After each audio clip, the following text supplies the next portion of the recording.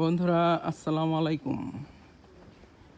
বন্ধুরা, বাংলাদেশের স্বাধীনতা সার্বভৌমত্বকে ফিরিয়ে আনলো কারা? বাংলাদেশের স্বাধীনতা সার্বভৌমত্বকে ফিরিয়ে আনলো বাংলাদেশের ছাত্র সমাজ। এটা পারেনি বিএনপি, এটা পারেনি জামাত ইসলামী, এটা পারেনি হেফাজত ইসলাম, এটা পারেনি চরমায়নার পার্টি, এটা পারেনি অন্য কোনো পার্টি, এটা পেরেছে ছাত্র সমাজ।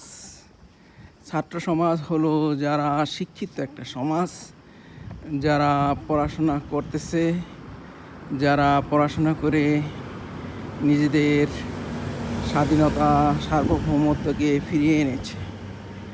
তাই বলতে হবে, বাংলাদেশের সংসদে যারা প্রবেশ করতে চান তাদেরকে অবশ্যই এই ছাত্র সমাজের বৈশিষ্ট্যধারী হতে হবে। যেমন ছাত্র সমাজের ছাত্ররা সবাই স্কুল, কলেজ বা মাদ্রাসা থেকে পাশ করা ছেলেপেলে, তাদের সবারই শিক্ষকতা যোগ্যতা সার্টিফিকেট আছে।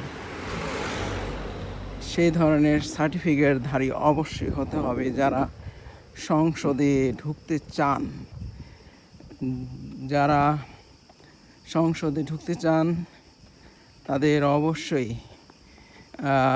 শিক্ষাগত যোগ্যতা থাকতে হবে এবং প্রত্যেকটি নির্বাচনের আগে তাদেরকে একটা বিসিএস পরীক্ষার মতো একটা পরীক্ষা দিতে হবে, যাতে করে তারা তাদের শিক্ষকতার যোগ্যতা প্রমাণ দিবে। এটার দরকার আছে। এটা দরকার আছে এই জন্যই যে তা না হলে এই বাংলাদেশের সম্পদলোভী রাজনীতিবিদরা তাদের দলে নিয়ে নেয় বিভিন্ন ধরনের চোরাকারবারিদেরকে, বিভিন্ন ধরনের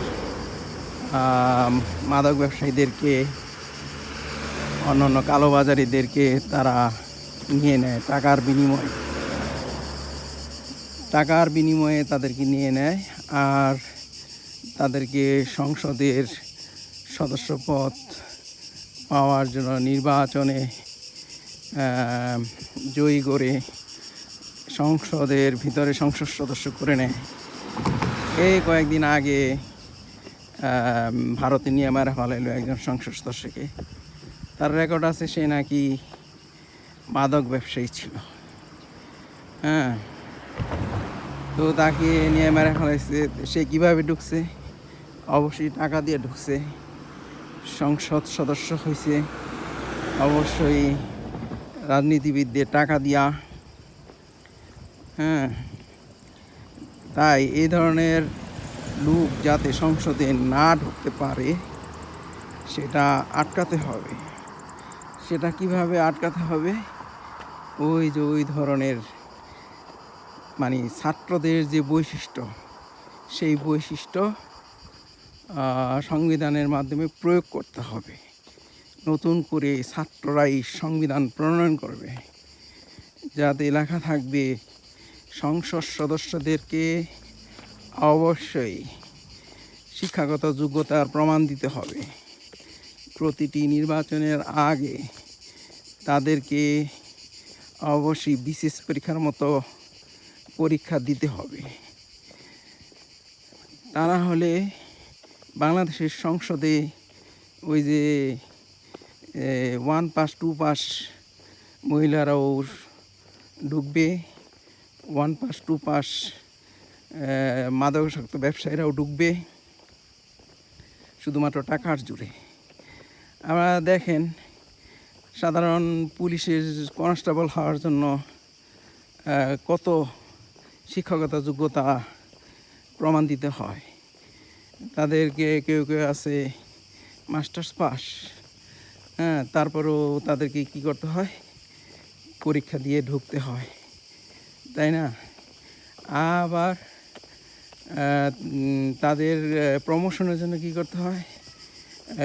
পরীক্ষা দিয়ে পাস করে করে করে করে প্রমোশন নিতে হয়।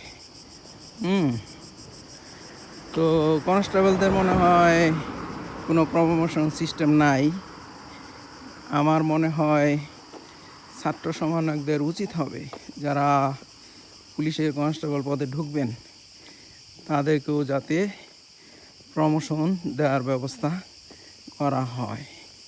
এর ফলে কি হবে যে তাদের যে একটা মনোবল আছে সেটা অটুট থাকবে। হ্যাঁ, পুলিশ প্রশাসনে যারা নিচের র্যাঙ্কে ঢুকবেন তাদের একটা দাম থাকবে। এতে সমগ্র বাংলাদেশের পুলিশ প্রশাসনেরই উপকার হবে, বাংলাদেশের জনগণেরই উপকার হবে। কারণ যারা পুলিশের কনস্টেবল পদে ঢুকবেন তারাও বাংলাদেশের জনগণ, তাই না? তারা আবার আওয়ামী লীগের মতো ভারতের জনগণ আইনে আবার ঢোকাই দিয়েন না আপনারা যে ভারতের জনগণ বাংলাদেশের পুলিশের ভিতরে কাজ করার সিস্টেমে নাকি আওয়ামী লীগওয়ালারা চালু করছিল। যেহেতু তারা ভারতের সাথে চুক্তিবদ্ধ তাই তারা সেগুলি করতে পারে। আওয়ামী লীগ আর এখন আর বাংলাদেশের দল না, এটা